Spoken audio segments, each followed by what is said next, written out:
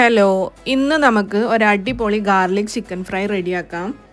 പുറത്ത് നല്ല ഫ്ലേവർഫുൾ കോട്ടിങ്ങും അതുപോലെ ഉള്ളിൽ ജ്യൂസി ആയിട്ടുള്ള ചിക്കനും അതോടൊപ്പം ഗാർലിക്കിൻ്റെയും അതുപോലെ ചില്ലി ഫ്ലേക്സിൻ്റെയും ഒരു സ്പൈസി പഞ്ചൊക്കെ ആയിട്ടുള്ള ഒരു അടിപൊളി ചിക്കൻ ഫ്രൈ.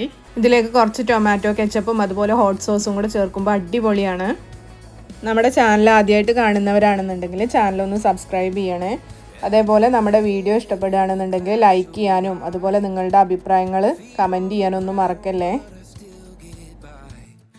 ഈ ഒരു ചിക്കൻ ഫ്രൈ എങ്ങനെയാണ് റെഡിയാക്കുന്നതെന്ന് നോക്കാം.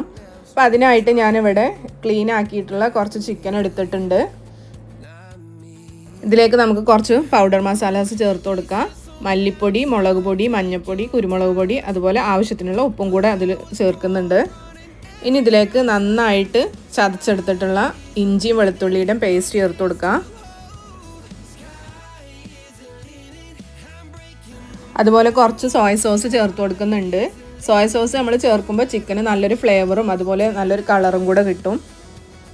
അതിനുശേഷം ഒരു എഗ്ഗ് ചേർത്ത് കൊടുക്കുന്നുണ്ട്. പിന്നെ കുറച്ച് കോൺഫ്ലവറും കൂടെ ചേർത്തിട്ട് നമുക്ക് നന്നായിട്ടൊന്ന് മിക്സ് ചെയ്തെടുക്കാം.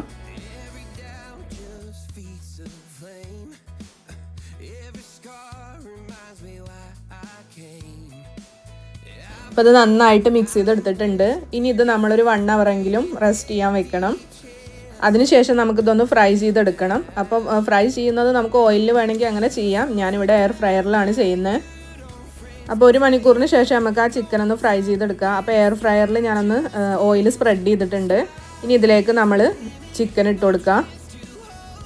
കുറച്ച് ചിക്കൻ ആയതുകൊണ്ട് ഞാൻ മുഴുവൻ ഇതിൽ ഇട്ട് കൊടുക്കുന്നുണ്ട്. മാക്സിമം പരത്തി വെച്ചിട്ട് വേവിച്ചെടുക്കാൻ ശ്രമിക്കണം. അതുപോലെ എയർ ഫ്രയറിൽ നമ്മൾ ചിക്കൻ ഫ്രൈ ചെയ്യുമ്പോൾ ഓവർ ഡ്രൈ ആവാതെ ശ്രദ്ധിക്കണം.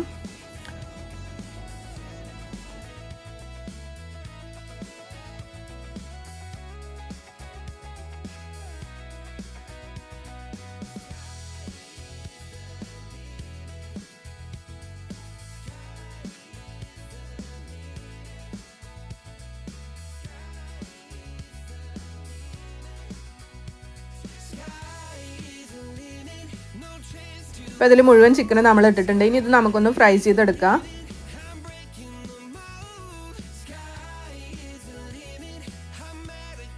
ഇതിപ്പോൾ ഇവിടെ ചിക്കനൊക്കെ ഒന്ന് നന്നായിട്ട് ഫ്രൈ ആയിട്ട് കിട്ടിയിട്ടുണ്ട് നമ്മുടെ ആവശ്യത്തിനനുസരിച്ചിട്ട്.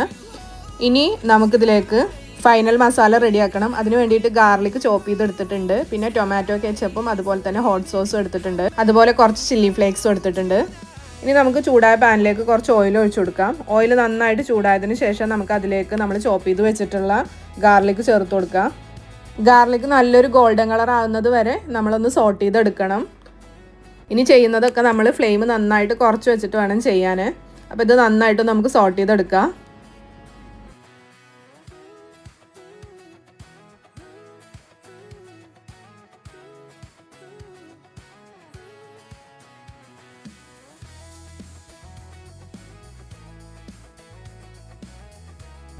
ഗാർലിക് നന്നായിട്ട് കുക്കായി വന്നിട്ടുണ്ട്. ഇനി ഇതിലേക്ക് നമുക്ക് ചില്ലി ഫ്ലേക്സ് ഇട്ട് കൊടുക്കാം. ഇത് നമുക്ക് എരിവിനനുസരിച്ച് ചേർത്ത് കൊടുക്കാം. കുറച്ച് കൂടുതൽ ചേർക്കുമ്പോഴാണ് അതിനൊന്നുകൂടെ ഒന്ന് ടേസ്റ്റ് കൂടി വരിക. ഇത് നന്നായിട്ടൊന്ന് മിക്സ് ചെയ്യാം.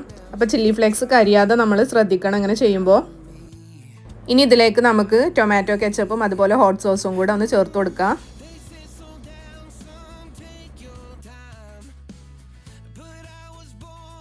ഒന്നുകൂടെ ഒന്ന് നന്നായിട്ട് മിക്സ് ചെയ്ത് കൊടുക്കാം. നമ്മൾ ഈ ടൊമാറ്റോ കെച്ചപ്പ് ചേർക്കുമ്പോൾ സ്പൈസി ഗാർലിക് മസാല ചെറിയൊരു സ്വീറ്റ്നെസ്സും കൂടെ വരും. അതുകൊണ്ട് തന്നെ നമ്മുടെ ചിക്കന് ഒരു ഓവറോൾ ടേസ്റ്റ് കുറച്ചുകൂടെ ഒന്ന് ബാലൻസ്ഡ് ആയി കിട്ടുകയും ചെയ്യും. ഇനി ഇതിലേക്ക് നമ്മൾ ഫ്രൈ ചെയ്ത് വെച്ചിട്ടുള്ള ചിക്കനും കൂടെ ചേർത്ത് കൊടുത്തിട്ട് നന്നായിട്ട് മിക്സ് ചെയ്തെടുക്കുക. ഈ ഒരു മസാല നന്നായിട്ട് ചിക്കനിൽ കോട്ടാവുന്ന രീതിയിൽ നമ്മളിത് മിക്സ് ചെയ്തെടുക്കണം.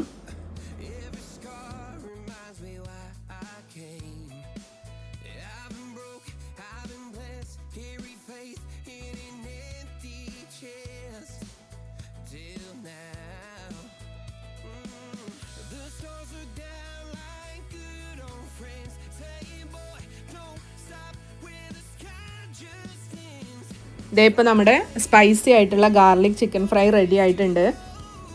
അപ്പോൾ ഈ റെസിപ്പി നിങ്ങൾക്ക് ഇഷ്ടപ്പെട്ടിട്ടുണ്ടെങ്കിൽ എല്ലാവരും ഒന്ന് വീട്ടിൽ ട്രൈ ചെയ്ത് നോക്കണേ. എന്നിട്ട് നിങ്ങളുടെ അഭിപ്രായങ്ങളൊക്കെ ഒന്ന് കമൻറ്റ് ചെയ്യണേ. ഞാനിതിൻ്റെ മുകളിൽ കുറച്ച് സിസമേ സൈഡും കൂടെ ഒന്ന് സ്പ്രെഡ് ചെയ്യുന്നുണ്ട്. ഇത് ഓപ്ഷണലാണ്. എയർ ഫ്രയർ ഉപയോഗിച്ചിട്ട് ഇങ്ങനെ ഫ്രൈ ചെയ്തെടുക്കുമ്പോൾ നമുക്ക് ഓയിൽ വല്ലാണ്ട് ഉപയോഗിക്കേണ്ടി വരില്ല. അതല്ലെങ്കിൽ നമ്മൾ സാധാരണ ചെയ്യുന്ന പോലെ തന്നെ എണ്ണയിൽ പൊരിച്ചെടുത്താലും മതി. എണ്ണയിൽ നമ്മൾ ചിക്കൻ പൊരിച്ചെടുക്കുമ്പോൾ കുറച്ചും കൂടെ ടേസ്റ്റ് കൂടുതലായിരിക്കും. ബട്ട് എപ്പോഴും നമുക്ക് ഓയിൽ കുറച്ച് ഉപയോഗിക്കുന്നതാണ് നമ്മുടെ ഹെൽത്തിന് നല്ലത്. അപ്പോൾ അടുത്തൊരു റെസിപ്പി ആയിട്ട് നമുക്ക് വീണ്ടും കാണാം. Until then take care.